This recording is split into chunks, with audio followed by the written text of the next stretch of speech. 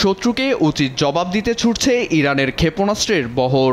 ইসরায়েলের সামরিক আগ্রাসনের যোগ্য জবাব দিতে মারণাস্ত্রের বহর সহ ড্রোন পাঠায় ইরান, যা প্রতিহত করতে ব্যস্ত ইসরায়েল।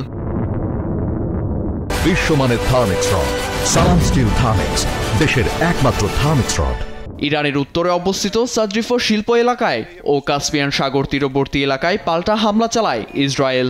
আঘাত হানে নির্মাণাধীন আরাকের পারমাণবিক চুল্লিতে। আইডিএফ এর পক্ষ থেকে দাবি করা হয় তেহরানের বিশেষ বাহিনীর সদর দপ্তরে আঘাত হানার। তবে ইরানের আকাশ প্রতিরক্ষা ব্যবস্থা বেশিরভাগ ক্ষেপণাস্ত্র ও ড্রোন প্রতিহত করতে সক্ষম হয় বলে জানায় আইআরজিসি। এর মধ্যেই ইরান ইসরায়েল সংঘাতে মার্কিন সামরিক বাহিনীর অংশগ্রহণের বিষয়টি বিবেচনাধীন বলে জানায় White House. Press secretary Karoline Leavitt জানান, ইরানকে ইউরেনিয়াম সমৃদ্ধকরণ বন্ধ করে সমর্পণের জন্য 2 সপ্তাহর সময় বেঁধে দিয়েছেন মার্কিন প্রেসিডেন্ট ডোনাল্ড ট্রাম্প। সামরিক সংঘাতের পরিবর্তে তেহরানকে কূটনৈতিক পথে হাঁটার সুযোগ দেওয়া হয়েছে বলেও জানান লিভিট।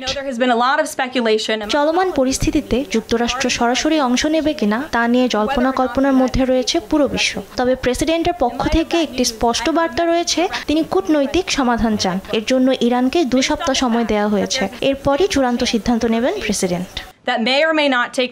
যুক্তরাষ্ট্রের এমন ঘোষণার পর কাতারের সামরিক ঘাঁটি থেকে মার্কিন বোমারু বিমান সরিয়ে নিয়েছে যুক্তরাষ্ট্র।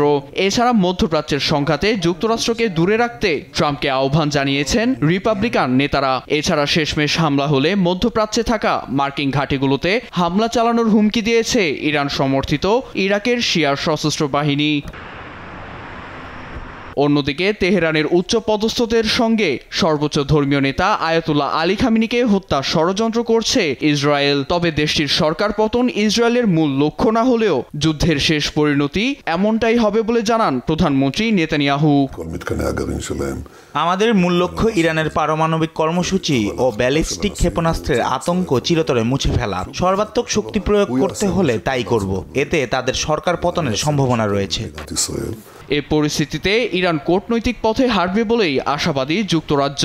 সংঘাত নিরসনে আহ্বান জানিয়েছে জাতিসংঘ।